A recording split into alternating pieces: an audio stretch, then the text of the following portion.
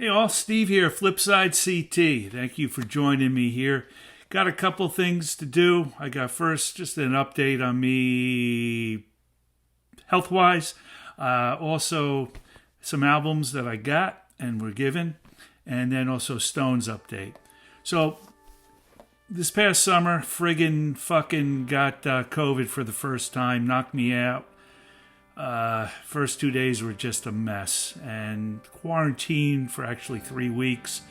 I took the Paxlovid, if that's what it's called, and it came back. It hit me a second time. I know a lot of people had that, and anyway, so I was quarantined, and just it sucked because my wife is compromised. I can't get her sick, so I was on my own. Anyway, then also kidney stones. And I know many of you know about that. You know the pain and all that, but I had a little more complication. Bottom line was it stopped me from pissing. Both my sides of my urethras were blocked from the stones. Same time. So, an operation there with, whatever you wanted, stents. It was a mess, and I was just knocked out. And I said, get me through this fucking thing, this nightmare. And the hospital was just atrocious. I mean, talking about modern days, cell phones going off, beeping going off. There's no relaxation. I let them know it too. It was like third world shit. Anyway, doing better. That's the bottom line. I'm cranking, I'm rock and rolling here, so we're good. Now, I got a batch of records just to show that a buddy of who I met through my channel, David, and he's from down south right now, and he wanted to send me some of his Stones records that he has, and he says he wasn't going to do anything with it, so hey, sure. So he put it in a box, and my wife tells me, hey, you got a vacuum cleaner, did you order it? And I said, no. I wound up tracing it, and when it said that was from David, so he sent me this great batch. All these vinyls. I'll just go through it. Some of them I definitely have. So I'm just going to plow through, different versions of the Some Girls. Some obvious things here, of course. This one didn't have a sleeve. Get Your Yayas. Aftermath. More Some Girls. We're getting the drift here. But these are just cool, even for me. I just even love having multiples of it. And there's another Get Your Yayas. You can see Phased.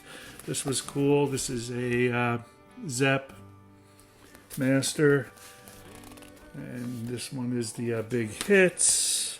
This one's a different version. Still Life. I'm getting there. I didn't have this one. Of course, I got Mick Taylor. Got this one. Oh, this one was That Tattoo You. Man, Love You Live. This one I didn't have. Really enjoy that. This one didn't have. He sent me The Inmates, which I do have, in a great band, in Sticky, there, and Got Live. There's one more. Let me just go get that. Well, yeah, hold on. And this one, which I didn't have. So, anyway, that was a record buy that I got. That was a batch that I got, and it's really cool. Thank you so much, David. So I'm telling you, through this. I ordered online, catching up to this band. Really great band from the 90s, and they expanded on to be Wilco. It's Uncle Tupelo. Some cool cats from, the Midwest, and I just love this sound. I don't have the album with me. It's in another location. So I got that. I went to a show, and I got this Bo Diddley original. I believe this is 61. And love to get those older albums, especially in great condition. And I got to look at my notes here. I got Grand Funk. Didn't have this one. And then also a vendor buddy of mine who's from Rockford, Illinois. He had a store out there, and he moved over here in Connecticut. And John always has some wonderful albums, and he talked to me about Mason Prophet. Never heard of these guys. And he said, oh, no. And then, from the Midwest, it's huge. The albums, sell there more. Guys sound like New Riders, a little bit of Burrito Brothers, just wonderful pedal steel, which I have a soft heart for. And that was great. Went to a flea market, local, and I bought Fleetwood Mac, the best of Fleetwood Mac.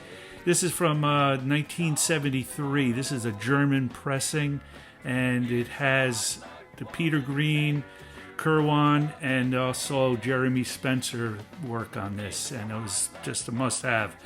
Here's another one that I really wanted to get, and I finally did, and this is John Kay, who is from Steppenwolf, his first solo album, I believe from 73. Been wanting this, and online I saw it for $15. I went to a local record store, and I saw it for $6. Swiped it up. Very, very cool music. It's not the loud Steppenwolf we know, and I really, really enjoyed that. And I know I'm missing a few other ones, but let me get my books. Now, I forgot when my birthday was early in the year. Don't say happy birthday. It was early in the year. My sweet daughter, who's out in California, San Diego, got me this for my birthday, and I never mentioned it. This is all the songs. Look at the size of this. This is just on my list. And then there's this. I'm showing this. This is a hard one to find, but I'm just showing just a turn on to let you know it's out there, and it's a cool thing if you could find it. It's a little pricey. I happened to get it for a really, really good price. Timing, that's all it's about, but I just wanted to share with it. A lot of you know that Bill sold a lot of his personal items on auction, Julian's auction. And Julian's takes this on professionally, and they create a box set. If this is right, this is the way. And here, he had so much, it's 3 volumes. And I might as well mention that I paid this really, I think it was $65 for these 3. And they're going for much more, but again, it's more about the turn on. And it has all his items. This is in pristine condition. And it talks about the whole auction and all of his items. So this is a great reference for me, for my documentaries, of showing his personal items he sold. I have no idea how much he made, but this is really a sweet find. I haven't gone through it yet, but this is something I'm really looking forward to on a rainy, cold day and thumbing through. I am reading Sonny Boy. Sonny Boy is a book about Al Pacino. He wrote it, memoir. And I heard Pacino on Mark Maron's WTF What the Fuck's podcast, and it was really wonderful. Now, I studied acting in the 80s and 90s in New York City.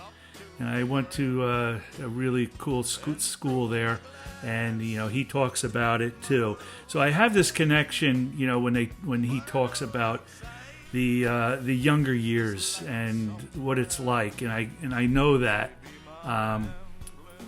it's great because first of all, I had a full-time job, and I didn't have to worry about to be a waiter or worry where my money was coming because I was working full-time all through, and I was able to enjoy and relax and focus on the acting, and it was real fun.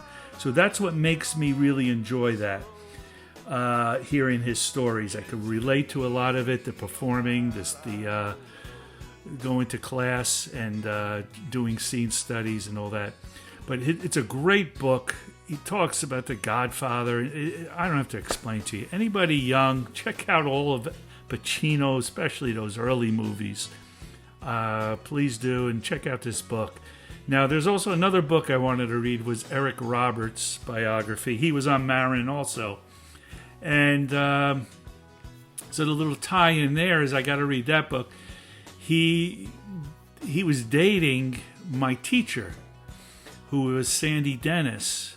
And this was at Herbert Bergdorf's studio, HB Studios, in Bank Street in Manhattan. And I think I was working with her a little bit after she dated him. But I had no idea that he dated somebody 20 years older. And this guy looked, like the way he looked, could have got any woman. Anyway, so I just wanted to mention those two little biographies, which I love to read. And so now, Stones update.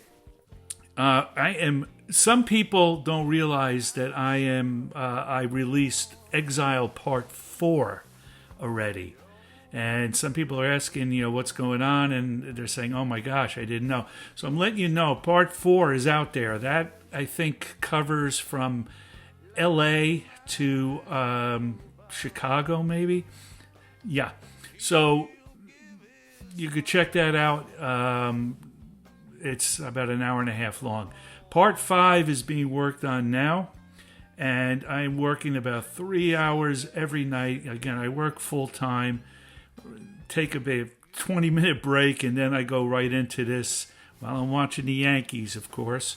And they just plowing it through. I do every city. So I'm trying to do from Kansas City, and I'm not sure where I'm going to go up to. I thought I was going to fit into one more part, but it looks like I might have a part 6 because there's so much detail, so much information. That's being worked on now. I'm writing the script still for this, and I haven't even started any editing, so I have no idea. I would like to finish before the holidays for everything, but that's what I got. Just wanted to send out this update, and I'm just hoping everybody's doing great, well, keeping the chin up, surviving weird fucking time right now. Yeah. And that's what I got. Talk to you soon, folks. Thank you.